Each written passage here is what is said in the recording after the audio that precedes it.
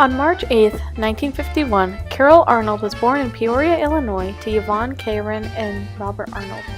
Her parents had met in the military. Carol was the youngest in her family, with Cheryl and James being her older siblings. She was raised going to church with her family.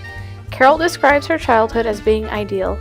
In her eyes, she had a mother, a father, siblings, and grandparents, and that was all she really needed at that point in her life. One day, her mother and her siblings got on a train to move to California. Carol did not know this at the time, but they left because her parents were divorcing. Carol did not understand why they left their father until she was in elementary school and heard the word divorce for the first time among her classmates. This had a tremendous impact on Carol's youth. From this moment onward, Carol describes her childhood as being sheer chaos. Today, Carol says that things would be very different if her parents explained to her what was happening. Throughout her elementary school years, Carol was transferred to 7 different schools in Southern California. At age 7, Carol's stepfather entered the picture. She described him as a very good man that she considered her father. When Carol was 13 years old, her half-sister Maureen was born. Carol was a smart student and received good grades. However, she exhibited her anger by misbehaving. Carol explains today that her anger was a mask for her hurting. She recalls telling herself that when she was angry, she was powerful and no one could hurt her. Along with these other obstacles, Carol was constantly bullied for being underdeveloped and skinny. Around the same time, Carol's mother began drinking. Her mother was very violent and abusive when she was under the influence. Carol remembers vowing to herself at a young age that she would never marry anyone who drank. At age 17, the summer going into her senior year of high school, Carol married Lonnie Pierce, who was 23 years old. They owned a house before she was 18 years old, and at age 20, their family solidified with the birth of her first child, Carrie. This experience is quite unique to Carol's generation, as her age should constitute her in emerging adulthood, but that transition period was not common at that time. According to Santrock, the average age for having children in 2008 was age 25. This differs greatly from 2001, where the average age of child rearing was 21. Carol shared that she waited a bit longer to have kids compared to her friends and peers. The reason Carol partook in such great life events at such an early age is a bit different than her peers. Carol got married at 17 to escape her mother's drinking habits. Eventually, Carol and Lonnie's relationship became toxic, resulting in many verbal fights that often led to physical abuse. As a result, Carol divorced Lonnie and she moved back home with her mother. Carol explains that the things you don't want to happen in your childhood become prevalent in your marriage and adult life. However, only you have the ability to take it as is and adapt a positive manner. Carol got a job at the Simi Valley Police Station, where she met a handsome man named Joseph Baxter. Joseph was married for 20 years and had 5 children: Bonnie, Mark, Johnny, Sandy, and Karen. Carol and Joseph bonded over the fact that they both were going through similar situations with their marriages deteriorating.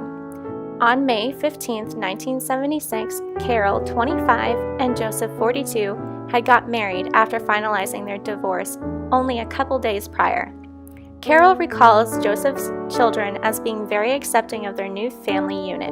However, the newlyweds had challenges with Joseph's ex-wife, who would try to play their children against them and cause various problems. Carol had said that even though they had bystanders trying to break apart their marriage, they never once let it bother them. Whatever needed to be discussed or decided, they did behind closed doors, away from the children. A few years after their marriage, Carol and Joseph decided to start a second family and have children of their own. She explained how they made many decisions together as a couple rather than individually. They had a strong sense of communication and often discussed their ideals of raising their children. This directly correlates with Santrock and researchers in the textbook that proclaim individuals in early adulthood who remarry find their second marriage to be more equal and characterized by shared decision-making compared to their previous marriages. Joseph and Carol made a joint decision that one parent would always be home when the children were out of high school because they both did not like the idea of having their children run amok. Following their talks of a second family, Carol, at the age of 29, had her first son, Matthew Baxter. One short year later, at age 30, she brought her son, Timothy Baxter, into the world. Lastly, at the age of 33 years old, Carol had her daughter, Jessica Baxter. With their big blended family, Carol says there was never a dull moment. She believes it was the best years of her life, even though it was difficult with attending to so many children. During her middle adulthood years, Carol worked part-time as Joseph worked as a full-time security guard after retiring from the police force. They were never a rich family but lived within their means. They had enough to enjoy simple pleasures like owning motorcycles and going on vacations as a family. They liked their life that way. Just as Sandtrack explains, friendships were important to Carol's middle adulthood life. Her friendships were deeper at this time than any other previous period and helped bring a sense of belonging to Carol's life outside her family. Carol recounts several girls' trips with smiles, although she shared that her friends were usually jealous of her and Joseph's marriage. When she would come home from a trip with her girlfriends, the house was always cleaned, the laundry done, and the children in good behavior. She could leave Joseph with the children and he would never bother her with questions like, "When are you coming home? Where are the kids' shoes?" etc. Carol sees being a mother at this stage as very busy and oftentimes their sex life would be put on the back burner. She vividly recalls the feeling of exhaustion after continuously fulfilling demands from the children and not wanting to give any more of herself to anyone, including her husband, at the end of the day. On November 16th, at the age of 63, Carol went through a life-altering experience. She had lost her darling husband at the age of 80 years old to suicide. She describes his health as being in perfect condition and that he was just as happy as the day she met him. She explained further that her and her whole family were left stunned. When this traumatic event happened, she felt that her life could not go on, but she knew she had to carry on with her life as no one could do it for her. He was her comfort, her solace, the person she could go to for everything. Joseph was a light of her life and made her change for the better. He encouraged her to be in touch with her emotions and communicate rather than be angry when she was hurt. When asked how she persisted living when she wanted to disappear, Carol answered with one word: family. Her children were her strength, and through this difficult time, her love for them flourished more than she ever thought was imaginable. The thought that she was not suffering from this loss alone, and there have always been and always will be widows, helped Carol heal.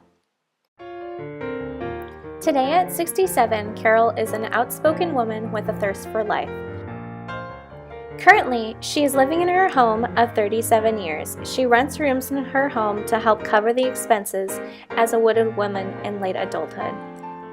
Carol works as a nanny and enjoys her time with children. She enjoys walking, sewing, hanging out with friends, and crafting. Carol has a wide variety of younger friends, and she believes they help her keep current with the times. She shared that her younger friends bring a spice to her life that her older friends do not. As a result of her abundance of younger friends and kids, she actively and happily participates in social media. Carol believes that technology keeps her young and alive. One of her favorite apps on her phone is Tinder. In the textbook, Sandtrack states how older adults who did not have a partner were far less likely to be sexually active than those who had a partner. Carol describes her sex life as being active and a part of her life that she thoroughly enjoys. She attributes the feeling of her liberation with her sex life in late adulthood. Carol feels as though she does not have to worry about her insecurities as much as she used to, and to her that is very freeing. As Carol approaches the final stage of grief, she has decided to move to Tennessee in May to join her son and seek a new chapter. She loves her home immensely, however, she feels she needs to move forward with her life. Being in the same home for 37 years comforted her after her husband's passing, but today she finds that the memories cause her pain and keep her from completely moving on. With that being said, Carol would like to pass along her life lessons. Carol advises everyone to learn something new every day to make the most of your life. The greatest lesson she has learned is that time heals all wounds. If you are going through something, keep going.